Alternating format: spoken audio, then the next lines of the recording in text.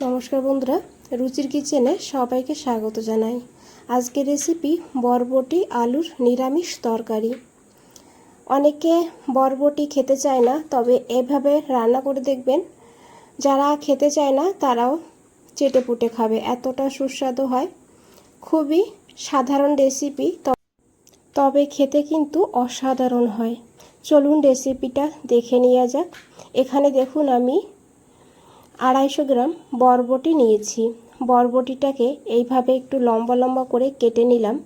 এখন এগুলোকে খুব ভালো করে ধুয়ে নিতে হবে। আর এদিকে দেখুন, ধুয়ে আমি একটা প্লেটে তুলে নিয়েছি। আর এদিকে বন্ধুরা, একটা কড়াইতে কিছুটা জল দিয়েছি। জলটা ফুটতে শুরু করে দিয়েছে। এখন এখানে বরবটিগুলোকে দিয়ে দিতে হবে। এইভাবে যদি হালকা একটু ভাপিয়ে নেওয়া হয়, বরবটিটা খেতে বেশ ভালো হয়। আর এই বরবটিতে যে একটা গন্ধ থাকে, সেই গন্ধটা কিন্তু থাকে না। আর এর কালারটাও খুব সুন্দর হয়। তবে খুব বেশি ভাপাবেন না। এইভাবে বরবটিটাকে দিয়ে যখনই জলটা ফুটে উঠবে, তখনই কিন্তু গ্যাসটা বন্ধ করে দিতে হবে। দেখুন জলটা ফুটে উঠেছে, এখন আমি গ্যাসটাকে বন্ধ করে দেব। আর তারপরে এই বরবটিগুলোকে তুলে নেব। এই গরম জলের মধ্যে কিন্তু রাখা যাবে না, না হলে ওভারকুক হয়ে যাবে। আর দেখুন কালারটা কতটা সুন্দর হয়েছে। আর এর ভেতরে যে একটা গন্ধ থাকে, সেই গন্ধটাও কিন্তু চলে গিয়েছে। তাই অবশ্যই এইভাবে হালকা করে একটু ভাপিয়ে নেবেন।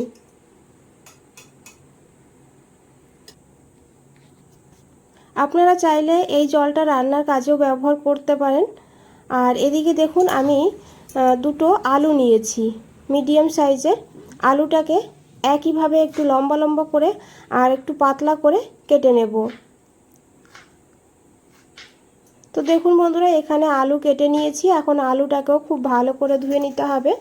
আর এদিকে একটা কড়াই বসিয়ে দিয়েছি। কড়াইতে দিয়েছি 2 চামচ সর্ষের তেল।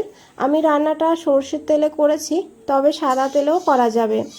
তেলটাকে খুব ভালো করে গরম করে নিতে হবে। তারপরে এখানে সেই কেটে রাখা আলুগুলো দিয়ে দিতে হবে।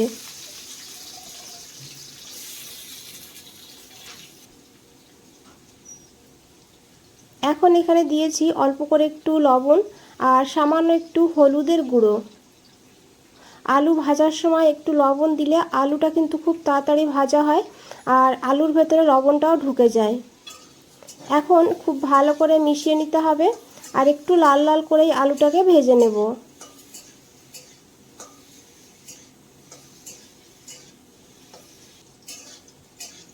তো দেখুন বন্ধুরা, এখানে আলু ভাজা হয়ে গিয়েছে। এইভাবে আলুটাকে ভেজে নিতে হবে। এখন এখানে সেই বরবটিগুলোকে দিয়ে দিতে হবে। তবে বরবটিটাকে কিন্তু খুব বেশি কড়া করে ভাজবো না, সেই কারণে পরে দিয়েছি। আর হালকা করে একটু ভেজে নিলে এর স্বাদটা আরও বেড়ে যাবে। তাই 2 মিনিট এইভাবে মিডিয়াম ফ্লেমে ভেজে নিতে হবে। দেখুন আলু বরবটি ভাজা হয়ে গিয়েছে।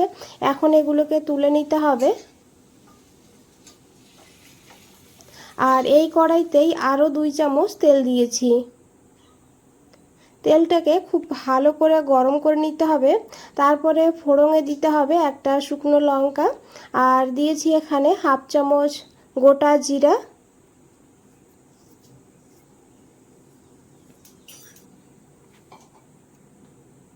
এখন এই ফোড়নটাকে ভালো করে একটু ভেজে নেব।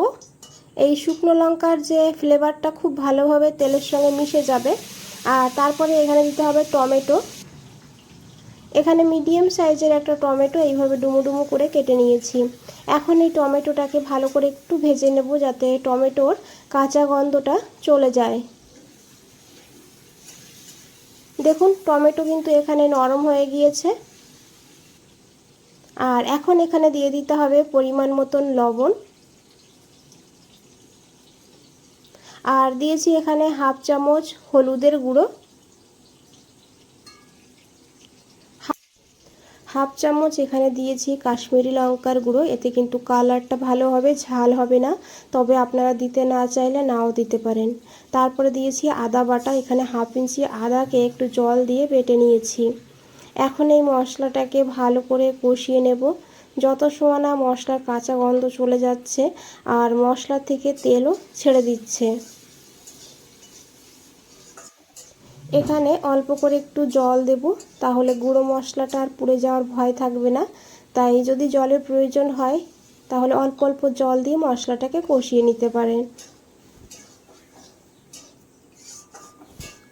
এইভাবে বন্ধুরা মশলাটাকে ভালো করে কষিয়ে নিতে হবে। এখানে দেখুন টমেটো কিন্তু একদম গলে গিয়েছে আর মশলা থেকে তেলও ছেড়ে দিয়েছে।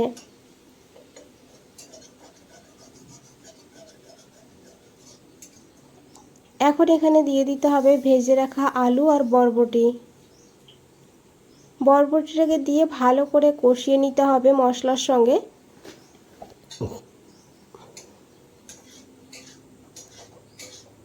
আর রেসিপিটা দেখতে থাকুন, ভালো লাগবে। যদি ভালো লাগে একটা লাইক করে দেবেন, চ্যানেলটাকে সাবস্ক্রাইব করে পাশে থাকবেন, কমেন্টসে জানাবেন কেমন লেগেছে।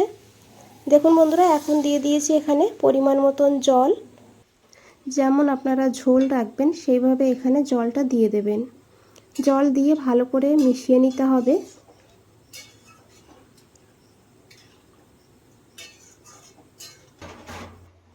এখন ঢাকা দিয়ে রান্না করব প্রায় 5 মিনিট লো টু হাই ফ্লেমে। এদিকে একটা ভাজা মশলা বানাবো, তার জন্য 10-12টা চীনাবাদাম নিয়েছি। বাদামটাকে হালকা করে ভেজে নেব। আর গ্যাসের ফ্লেমটা কিন্তু একদম লোতে রাখবেন, না হলে বাদামটা পুড়ে যাবে। হাইতে বা মিডিয়ামে রাখলে খেতে ভালো লাগবে না, তেতো হয়ে যাবে। তাই এইভাবে হালকা হালকা করে বাদামটাকে ভেজে নিতে হবে। তো দেখুন বন্ধুরা, এখানে বাদাম ফাটতে শুরু করে দিয়েছে। বাদাম কিন্তু এখানে ভাজা হয়ে গিয়েছে। এখন এখানে দিয়েছি একটা শুকনো লঙ্কা, তবে ঝাল আপনারা আপনাদের প্রয়োজন মতন নেবেন। আর এরই সঙ্গে 2টো কাঁচা লঙ্কা নিয়েছি। কাঁচা লঙ্কাটাকে এইভাবে একটু ভেজে রান্না করলে এর ফ্লেভারটা কিন্তু দুর্দান্ত হয়। তো দেখুন, কাঁচা লঙ্কা আর শুকনো লঙ্কাকে দিয়ে একটু ভেজে নিয়েছি। এখন এখানে দিয়ে দিয়েছি 1/2 চামচ গোটা জিরা,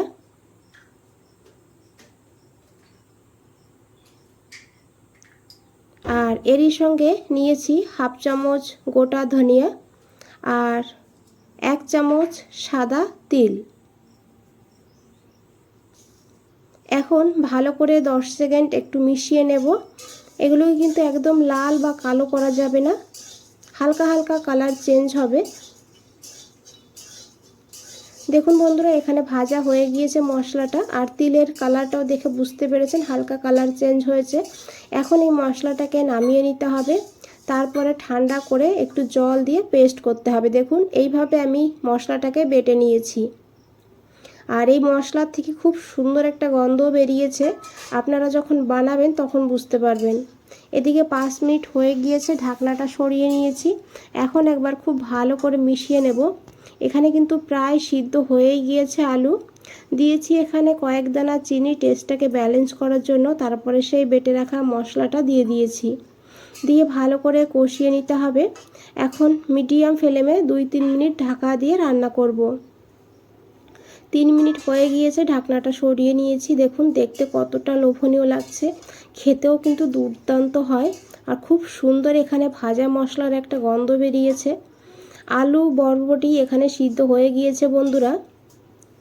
আর এই রেসিপি আপনারা ভাত, পাশাপাশি রুটি, পরোটার সঙ্গেও খেতে পারবেন, অসাধারণ লাগে খেতে। দিয়েছি 3টে কাঁচা লঙ্কা সুন্দর একটা ফ্লেভারের জন্য, আর একটু ধনেপাতা কুচি হাতের কাছে থাকলে অবশ্যই দিয়ে দেবেন। খুব ভালো করে মিশিয়ে গ্যাসটা বন্ধ করে দিয়েছি। দেখুন, একবার হলেও বানিয়ে দেখবেন, তারপর আমাকে জানাবেন। বন্ধুরা, আজ তাহলে এই পর্যন্তই। ফিরে আসছি নতুন কোন রেসিপি নিয়ে। ভালো থাকবেন, সুস্থ থাকবেন। সবাইকে অনেক অনেক ধন্যবাদ এত সময় ধৈর্য ধরে রেসিপিটা দেখার জন্য।